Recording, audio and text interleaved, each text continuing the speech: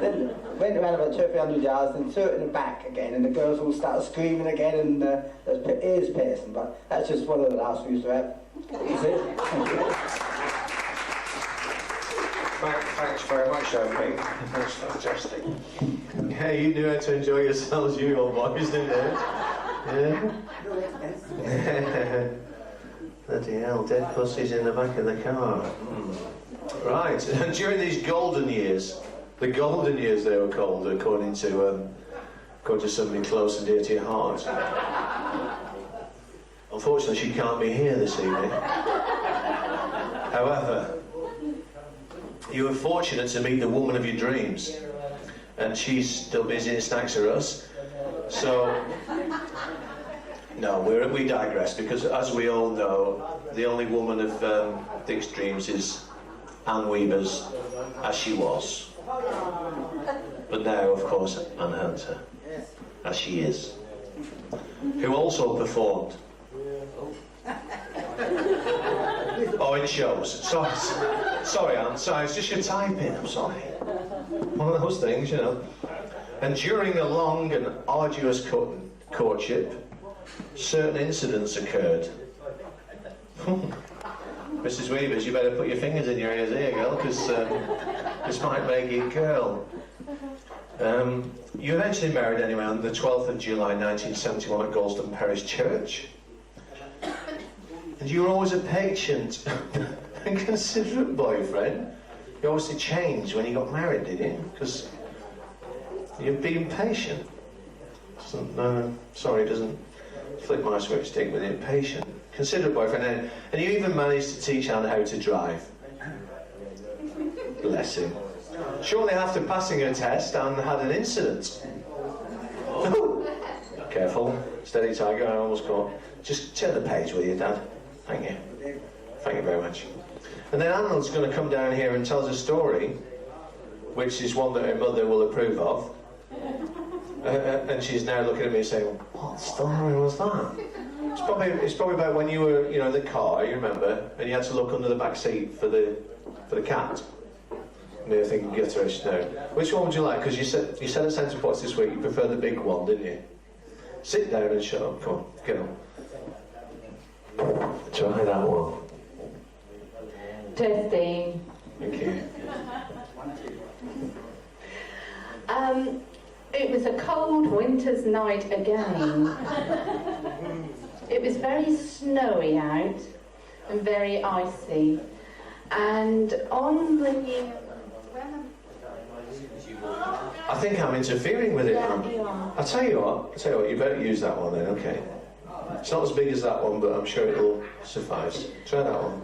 Testing. Oh, super, that's better. I won't interfere with that one, Yeah. okay. And we had a little mini car, a green and white one to be precise. We actually pushed it more than we actually drove that car, didn't we, dear? You pushed it and I sat in there. And we came out from Mother's on University Crescent, and it was really thick ice. They never bothered to salt the roads, did they, in that area? So out we go. Dick goes to start the car, and it doesn't start. So he says, right, Anne, you get in the driver's seat, and I'll push start you. And I said, I've never done that, darling. I can't do it. He said, yes, you can, and he showed me how to do it. He said, I'll get behind and push, and I think I'll pass it over to Dick to tell you what happened.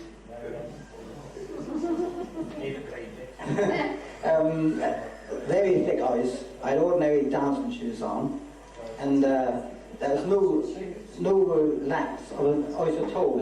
And to push a car when there's ice here is very hard work anyway. But as a little further on the road, where a couple of cars had gone, there was a couple of joy patches. So I said, I'll push you along there. I got there. I said, no, this is the only spot we're going to have to push it to start this car. So the wheels turned. I said, so if I give you a push, pull the clutch up right quick there. I'll tap on the back when I'm ready for you. So I pushed. You were fast on your back, I patted. She front started and it started. Right. I went to get into the passenger, into the driver's seat, because I got little slits for the handles. sideways. I had to open it, and a car came behind us. And there was no space on them. It was so narrow. There's no space, so I had to lean in to let it go past, and they said to go.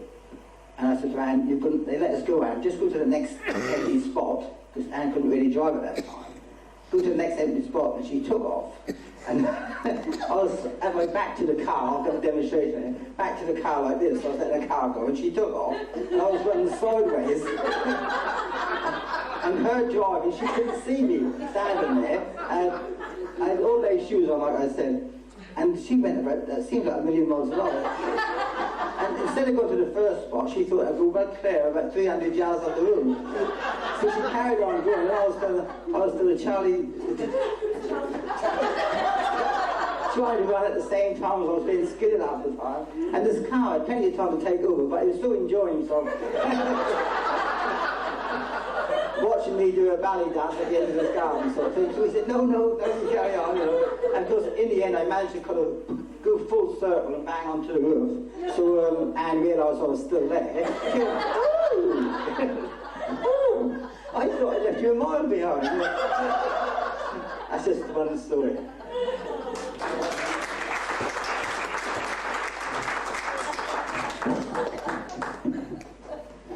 Yeah, how they enjoyed themselves in those dark and distant days.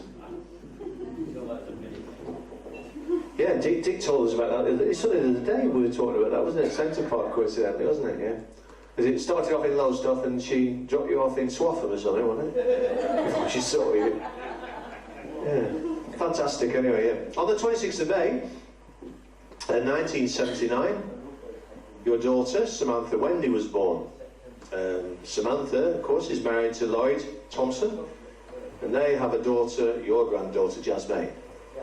And they are presently living in Germany, and due to service obligations, they're unable to be with us tonight, because as we know, Lloyd only got his posting fairly recently, and they would have been with us. However, Lloyd, Samantha and Jasmine have to be in Germany, and there is a message. I've sent a message, and Craig's going to come up here now and play that message for us, because he's the only one who has knows how to switch the mini disc on. Well, hopefully, Craig, this will work. And if it doesn't, it's your fault. Okay? Thank you. Hopefully, we'll hear something any moment now. Can you hear me? Happy birthday, Dickie. Sorry couldn't be there, mate. It's been a bit busy, but I didn't want to do the full Monty and go all the way. See you, mate. Happy birthday. Bye. Happy birthday, Dad. I'm sorry we can't be there with you. We really wish we could, but we send all our love and we hope that all your friends and family are giving you the night that you expected, or didn't expect, should I say. We really love you, and Jasmine's just got a little message for you.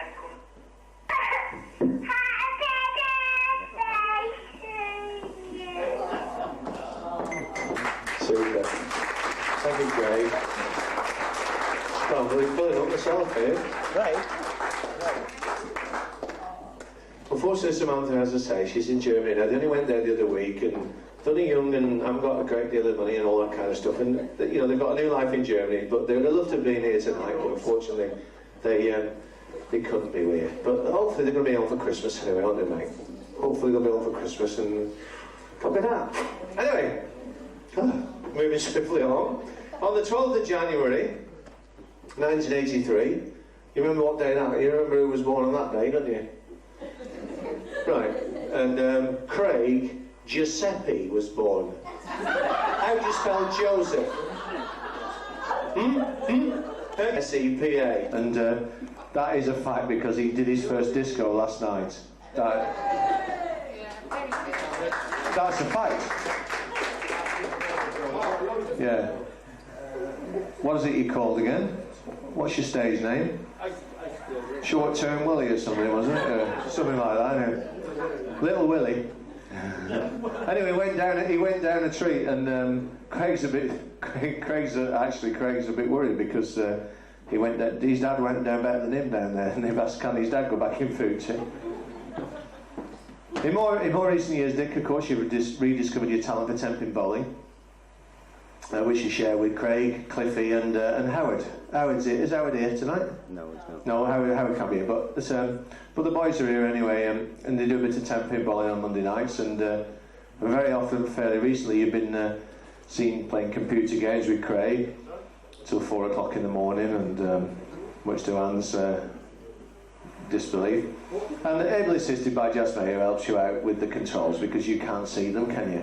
And you don't understand technology either, do you? No.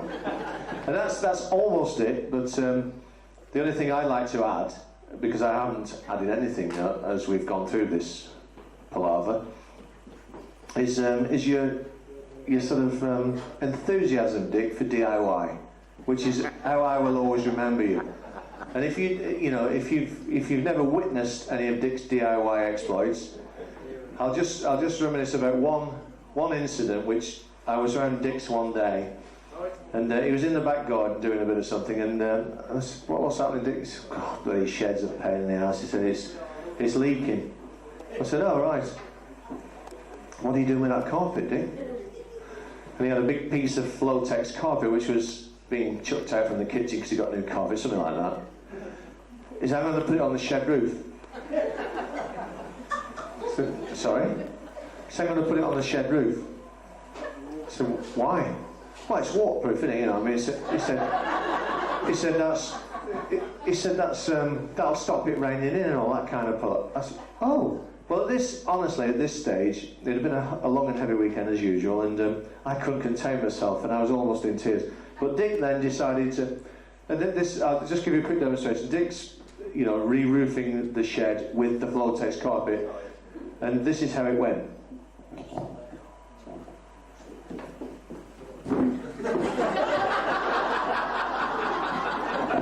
And the carpet landed on the roof, and as it landed, he nailed the bastard on. Now, that didn't matter whether or not there were any holes covered up, but there it was, this bloody Flotex carpet on the roof. So, as I say, honestly, I was rolling about, the tears were flowing. I said, Dick, you're having a laugh. No. And anyway, he found some bits of wood which were on next door's fence. Now, I'm not sure whether next door's here at the moment, but he got them bits of wood off next door's fence, and he put them, slotted them on top somewhere, and said, can you see any nails there? I said, where? He said, there's some in the shed, go and have a look at the shed. I can't find any nails, so his next door's fence is there. So he gets the nails out of next door's shed and knocks them in. Fantastic. Now, all I had visions of was, I said, well, how the hell are you going to get up there with the Hoover, Dick? Anyway, and that's a fact. That shed now resides down Ewell, is it? Down Ewell, down at David and Liz's. And of course, they, living on the cliffs, of course, we won't be needing the roof. So instead of saying, I'll chuck it in the bin, I'll have that back. So he had the carpet back. And then, sometime later, I'm not sure what happened to the carpet in the meanwhile, but sometime later, Roy, his father-in-law, said he was having trouble with a cat's house in the garden. So Dick said, I've got just the thing for you, Roy. He said, you're joking, I'm not putting that on the bloody roof of the cat's house, it's manky. But did he have it in the end? I can't remember. Yeah, he had some in the end. And it did work, didn't it? Did you have to cut it or what? Or did he have the whole piece? He took it all. The rest of it, I think, is in Wendy's fourth bedroom at the moment. That's almost it. But the only thing is, because I love Dick so much, and that's a fact, I love him to bits because he's my favourite brother-in-law. He makes me laugh a lot. And I encourage him immensely in all his DIY exploits, much to Anne's displeasure. Because Dick can do it, I mean, the extension is, Dick, get on with it, don't just...